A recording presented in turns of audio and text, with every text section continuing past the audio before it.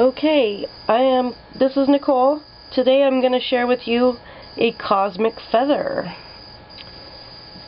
Cosmic feathers are fun, but I gotta make sure I don't have anything. Sometimes, if you're not careful, you can get your quilt folded under here and stitch it together. Ask me how I know this. So we need to be sure that what we have is just quilt. Alright, now the cosmic feather, this is a 5-inch block. Here we go. We're going to get up to speed here, and we're going to make a really big circle. Because the circle's so big, I've got to reposition my hand.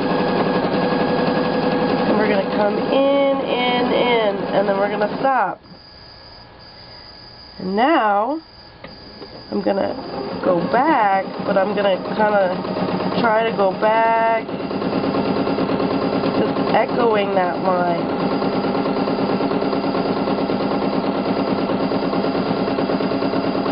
This feather is a trick of the eye.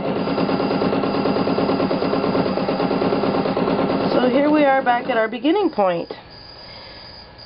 The trick with this feather is you always have to remember to go up the back side, because this feather only has feathers on one side. We're going to stretch these feathers out to fill the block. So here we go. We're going to go out, swing out and in. Out and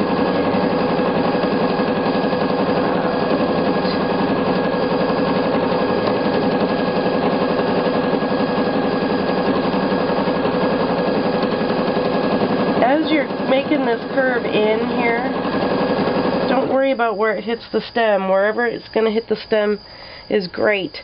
It doesn't have to be perfectly spaced on the stem. In fact, it can't be because it's going around a circle. And so one of the common mistakes I see people make in my classes is they try to make it match up too evenly to the stem, and then it looks weird, because what you need to do is think about if you took a feather, an actual bird feather, and twisted it around like that, what would it look like? They certainly wouldn't all be perfectly symmetrical to the stem. Alright, that was a good break. Now I get back to the work. Swing out.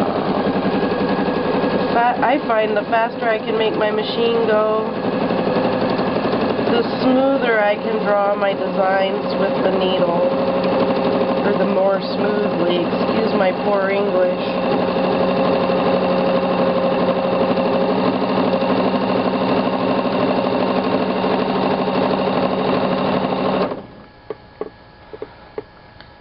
And we just stretch them out.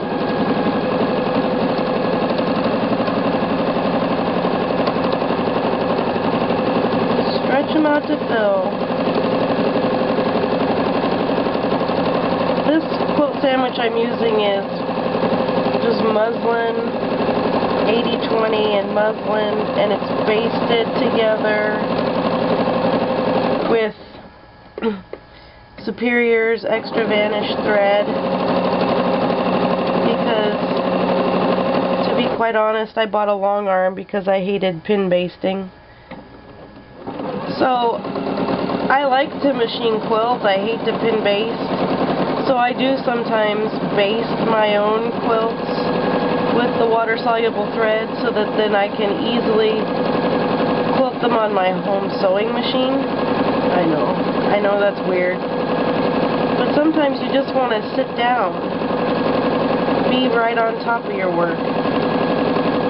I love them both. I am I guess you'd say, a machine quilting junkie. And I'm not picky about the drug.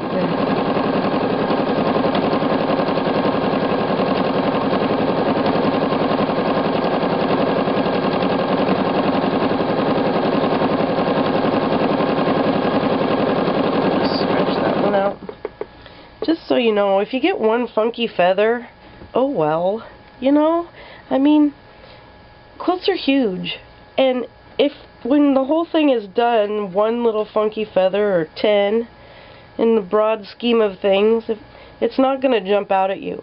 And if it ever does jump out at anyone and they laugh and say, "Oh, look at your funky feather," you just know that person is not really your friend. Because what we're doing here is leaving a legacy. We're not looking for perfection. We're just looking for our personal expression. So I wouldn't waste a whole lot of time picking out, unless it looks truly terrible or your tension is bad, but honestly, a little bit of wonkiness kind of is what makes it unique and your own. This is what I tell myself.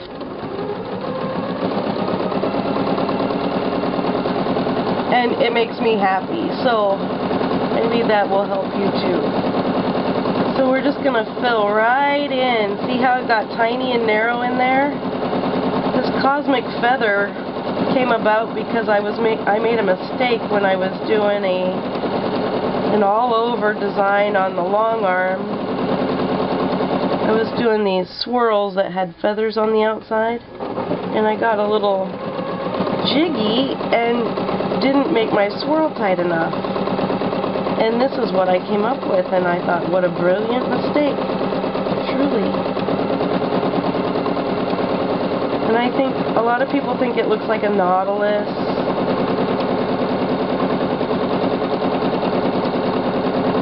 I don't know. I think it looks really cool, so I called it Cosmic Feather. Go up and remember to take our feed dog off. I pull it like that so I can get the bobbin thread to pull out a little bit, and then go back, pull that bobbin thread up. I don't bury threads yet. I don't know. I might be convinced to for some things.